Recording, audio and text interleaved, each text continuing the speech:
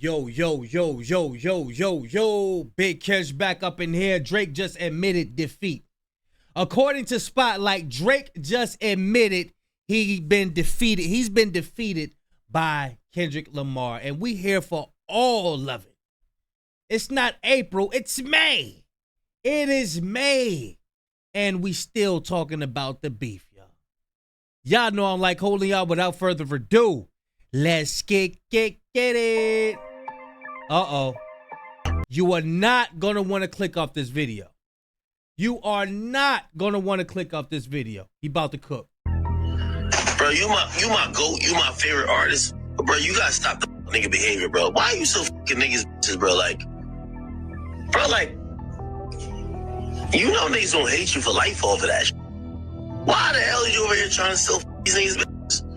Yo, The Weeknd, from what I've heard, he don't, like, they had a little... He know he's a slime ball, but he's on the payroll. He's on the payroll. Little tit for tat, like, but nigga, I heard that nigga hate Drake because Drake tried to, or either his girl, bro. Like, Drake, like, you're foul for that. Why are you doing this? Drake, Ovo, and their loyal supporters are facing increased scrutiny as Kendrick Lamar's Grand National Tour. And that's what was going on in the Hidden Hills. Shout out to the Ville for breaking all of that. Some lady was jogging, somebody's wife was jogging or something like that, and Drake wrote a song about it or something like that, brother. Dude is a snake, man. He's snaky. Gained serious momentum, despite ongoing efforts to tarnish the event's image by sharing photos of empty stadiums before fans arrived and highlighting unrelated opening acts. The reality is vastly different. The attempt to spin negative narratives has failed once again. Have you been paying any attention to Drake and Kendrick Lamar? I think it's good for the game. I try to take it all with a grain of salt. All this shit they saying can't be true. I just mostly listening for the double entendres and the metaphors and just the skill in which they present their art. But I will say this, they done kind of stood up for some other people who were planning to drop. I think some people were like, I was gonna drop, but let me just see this through. Kendrick Lamar is not only breaking attendance records across the board, but whoever planned on dropping, they better get their lyrics up. Young Thug said it in the interview. Yeah, we were so used to just putting stuff together and putting it out, and now we got to work hard now. Crying and shit. He's also selling out shows in cities long considered Drake's strongholds.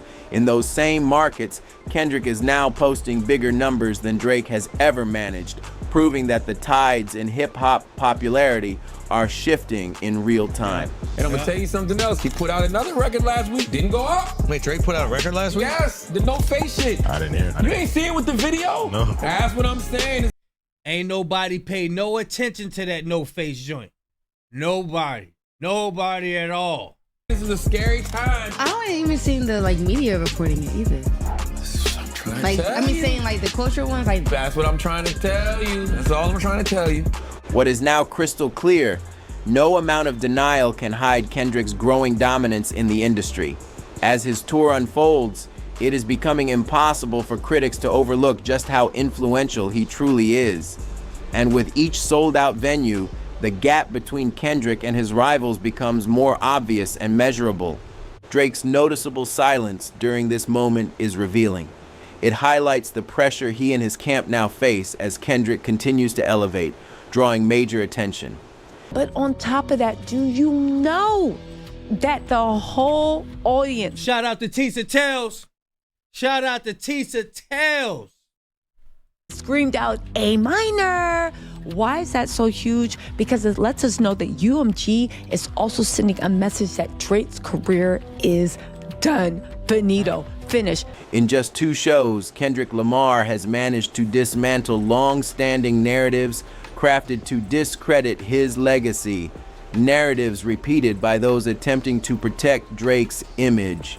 The Grand National Tour marks a rare cultural event where hip-hop is commanding massive stadium stages, and Kendrick is leading that charge. With undeniable momentum and overwhelming public response, his place in rap history is solidifying faster than ever before. The attempts to discredit Kendrick Lamar's Grand National Tour have reached a new level of desperation.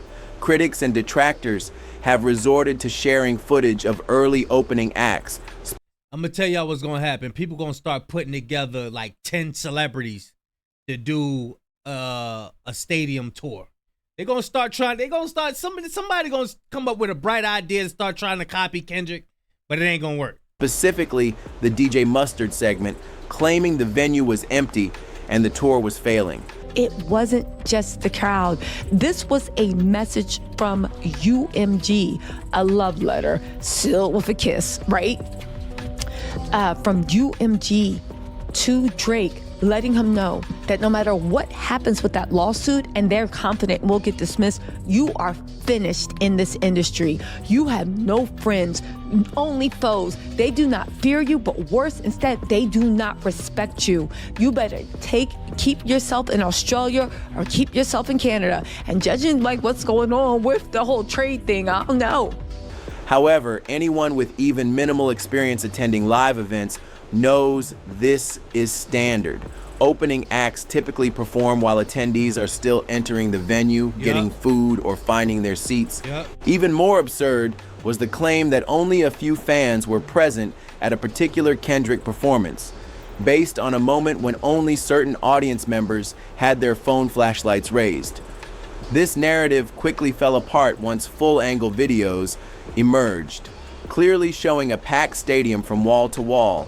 The manipulation of isolated frames only highlights how far critics will go to distort reality. The DJ started playing Not Like Us at a Drake concert and he crashed out. I'm mad that supporters of Drake and voice.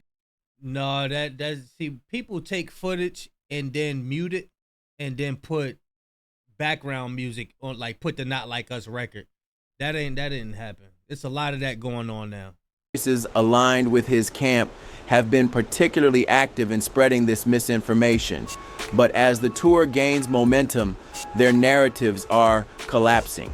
Outside the insular bubble of Drake's loyalist community, the broader audience sees through the spin. No serious observer is buying into these fabrications. This tour has become bigger than music. It's unfolding like a championship season, with fans split between rooting for success or failure. In that metaphor, Kendrick Lamar isn't just winning. He's the league's undisputed most valuable player. His execution, creativity, and cultural impact are raising hip-hop's ceiling in unprecedented ways. Seems like a failed attempt sort of not to look petty, not to look like he's suing the artist that just, annihilated him in this rap battle. Let's just call it for what it is. That song is a banger, right? On opening night, Kendrick and DJ Mustard didn't just sell out the venue, they delivered the highest grossing single show of either artist's career. More impressively, they now hold the record for the highest grossing rap show of all time, surpassing previous record holders Eminem, Jay-Z, and Beyonce. And they achieved this in a city not traditionally known as a top-tier music market. This isn't just an impressive moment. It's a monumental shift. Kendrick Lamar has proven that pure lyrical excellence, combined with masterful presentation, can still move stadiums and redefine industry benchmarks.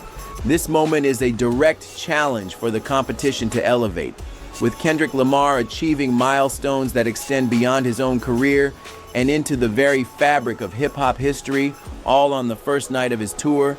The bar has been set extraordinarily high. For most artists, that alone would mark the peak, but for Kendrick, the trajectory only continued upward. Kendrick Lamar Duckworth and Aubrey Drake Graham have disliked each other for a decade now. So we'll start with the Drake and J. Cole song, First Person Shooter, where J. Cole says he, Kendrick, and Drake are the big three of rap music. Now Kendrick responds and says there is no big three, it's just Big Me, to which J. Cole drops a diss of his own and apologizes 3 days after its release. Phil, y'all love Kendrick Lamar, correct?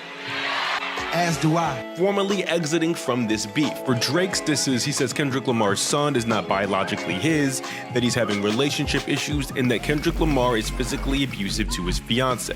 Now Kendrick calls Drake a rap colonizer, saying he just goes to black cultural touchstones to steal their slang and their accents to make music. Kendrick also claims not only is Drake a pedophile, but he employs pedophiles and also runs a sex trafficking operation. As of today, Lamar has won this long-standing connection to the region. Surprisingly, this was originally projected as the tour's weakest performing stop in terms of ticket movement. However, Kendrick once again defied expectations by selling out the venue entirely and delivering an even more powerful and electrifying show than before. This success was more than just numbers. It was symbolic. Kendrick stepped into what many would consider rival territory, a place Drake has publicly embraced as his second home, and owned the stage. During the show, Kendrick even referred to Houston as his home, a strategic and symbolic move that carried significant weight considering Drake's affinity for the city. The result? Another sold-out stadium, another record shattered, and an undeniable statement made. For Drake's camp, for OVO, and for commentators attempting to dismiss Kendrick's rise or rewrite the outcome of their recent lyrical feud, there is now nowhere left to hide. The narrative that Kendrick Lamar is overhyped has collapsed under the weight of real-world evidence. These live events, filled with tens of thousands of passionate fans, make it clear Kendrick Lamar is not only relevant, he's leading. And while much of mainstream hip-hop appears to be shifting toward commercial convenience and away from artistry, Kendrick is standing firm, resisting the wave, challenging the trends, and placing music and performance back at the center of the culture. What this tour is proving night after night. Hey, what y'all think about this Kanye West character, man? So you got Kanye West. I'm sorry to get off topic, but Kanye West is now teaming up with Drake. And it's just messy. It's real messy. Ever since that Academics interview with Kanye West, I don't know what Kanye West's goal is, but he needs to stop. He got to stop it. Night is that Kendrick Lamar isn't just part of the conversation. He is the conversation. And with many more stops ahead, it's clear that this movement is just getting started. With Kendrick Lamar drawing massive crowds and uniting audiences around the message and meaning of his music, the impact of this moment extends far beyond record sales. This isn't just a tour. It's a cultural reset. By creating an immersive, emotionally charged experience that highlights lyricism and narrative, Kendrick has redefined what it means to engage with fans in a live setting. This tour is now being viewed as the definitive victory lap in the wake of recent rap conflicts. It is a tangible demonstration of what audiences are valuing in real time: substance, connection, and creative ambition. In an era where many artists appear increasingly disengaged from their craft, Kendrick's commitment stands in stark contrast. What these packed stadiums reveal is simple. The demand for authenticity and artistry has not disappeared. When compared to Drake's It's All a Blur tour, now widely referred to as the Anita Max Win Tour by fans and critics, the contrast is stark. That tour suffered multiple cancellations and abrupt conclusions, with Drake avoiding any acknowledgement or public discussion of its sudden ending. The difference is not just in execution, it's in what each artist represents at this stage of their career. While Kendrick is rewriting records previously held by Eminem and Jay-Z, performing in venues where only historic legends have succeeded, Drake's recent efforts did not even maintain arena-level momentum. The failure to complete those tour dates and the silence surrounding them speaks volumes. It's not about speculation, it's about the facts. Kendrick Lamar's Grand National Tour has removed all room for narrative manipulation. You cannot fabricate sold-out stadiums. You cannot spin the energy of tens of thousands of attendees gathered around real lyricism. And now with every city he visits, Kendrick is setting a new precedent for what rap can be and where it can go. There is no longer any credible argument. Ain't nobody paying these people to come fill these seats up. That ain't how that work. That is not how that work. Argument against his dominance, whether looking at influence, execution, critical reception, or audience turnout. And Kanye West is jealous. Kendrick Lamar is not only the top figure in hip-hop right now, he may be the most important artist in all of music today. Given the unprecedented success of his tour, music, and cultural presence, Kendrick Lamar has firmly secured his place among the most significant music figures of this generation. When discussing contemporary superstars who influence the music industry at its highest level, it now becomes clear Kendrick Lamar and Taylor Swift exist within a tier entirely of their own. What distinguishes Kendrick in particular is that he has ascended to this elite level while maintaining his authenticity, creative autonomy, and lyrical integrity. In an industry often driven by trends and algorithms, this achievement is incredibly rare, not just among rappers, but across all genres of music. His path has not relied on compromise, it has relied on craft. And now, as Kendrick leads what is shaping up to be the biggest and most influential rap tour of the decade, he is doing so alongside SZA, whose contributions to R&B are SZA, man, SZA. Equally groundbreaking. In addition to her powerful performances, SZA's entrepreneurial expansion, particularly with her new skincare and beauty initiatives, is setting a modern example of what it means to be a multi-dimensional artist. This tour is more than just a concert series. It represents a cultural milestone. It is redefining what both hip-hop and R&B can achieve in terms of reach, impact, and artistic growth. These two artists are not only dominating their respective genres, they are expanding what is possible within them. As the industry evolves, Kendrick and SZA are the ones pushing that evolution forward. Meanwhile, as this historic moment unfolds, certain media figures have attempted to diminish its impact. Critics have pivoted from disputing ticket sales, now proven indisputably successful, to questioning the performance experience itself. Some voices suggest that audiences are only attending for SZA or claim Kendrick's live music is underwhelming. However, these attempts to redirect the narrative fail when measured against the overwhelming demand, engagement, and everything they say. The truth debunks. Whatever lie they tell, the truth debunks whatever they say. Whatever lie they tell, the truth gonna debunk it. Global influence of the tour. Every element surrounding this tour points to Kendrick Lamar being the primary attraction and cultural catalyst. No matter how aggressively misinformation spreads or how loud detractors become, the measurable facts remain. Kendrick Lamar and SZA are not only dominating charts and venues, they are also rewriting the blueprint for what artistry looks like at the highest level. Their success is not a passing phase. It's a new standard being set. As Kendrick Lamar's Grand National Tour continues to break records and reshape the culture, what's becoming even more apparent is the rapid collapse of the manufactured narratives that once shaped modern hip-hop discourse. For years, a specific corner of the industry, propped up by social media personalities, influencer podcasts, and algorithm-fed commentary, has tried to steer the perception of who's on top and why. But now, reality is cutting through the noise. The era of inflated hype, ghost-written streams, and fan-base manipulation is losing its grip. Numbers are no longer enough when they're disconnected from real-world impact. Kendrick's sold-out stadiums, the palpable energy at each show, and the sheer volume of cultural conversation happening around him are proof that legacy and artistry still matter. And while many artists are doubling down on viral antics to remain relevant, Kendrick is standing at the top without ever sacrificing his message or turning to gimmicks. This is exposing a deeper truth about the current hip-hop landscape, the difference between perceived dominance and earned respect. What once passed as top-tier artistry, cosigns, chart placements, and social media engagement is now being revealed as marketing fluff when placed next to genuine cultural connection. Fans today are looking past headlines and clickbait. They're responding to substance. And for the artists and figures who built their platform, people want substance nowadays, man. You can't just feed them anything. And this is what they have a problem with.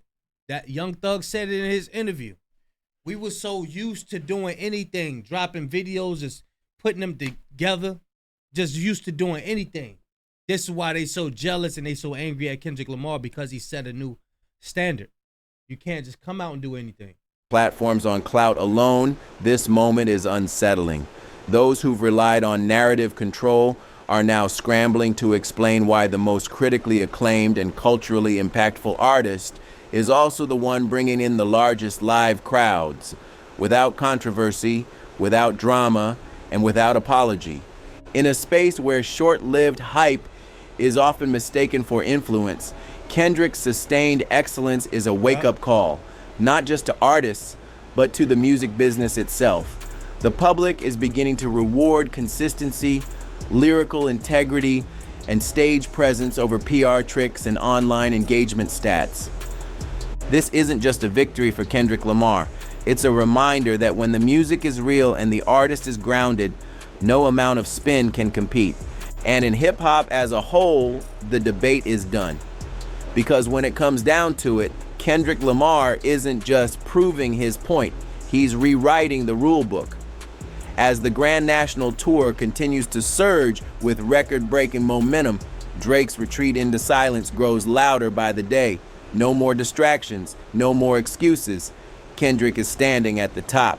Drake, who once sat comfortably as hip-hop's most dominant commercial force, is now watching from the sidelines as stadiums fill with fans who are turning to substance over style. And while Drake has had multiple chances to match this energy with his own large-scale tour, the reality is clear. He never did it at his peak, and he's certainly not doing it now. This isn't just about Kendrick's current dominance. What makes this moment even more remarkable is that it doesn't feel like the end of a run. It feels like the beginning of something greater. Kendrick Lamar is evolving in real time, and where he goes from here may take hip-hop into a space it's never seen before. So now, as the dust settles, let's ask the real questions. What do these wins mean for the... Bro, if you got Taylor Swift trying to twerk, man, come on, man. You already know what time it is. You know you the boogeyman, man. You got Taylor Swift trying to twerk in heels, boy. Drake can't do nothing with that, bro. He can't do nothing but that, but troll and do his little IG pictures and all of that stuff. Do his little duck lips. That's all he could do is his duck lips. That's it. Y'all let me know what y'all think of the video, man. Drake is finished. We got all these anniversaries popping up. Whole 2025 is about, I'm telling you, it's about to be a movie. Also, we got the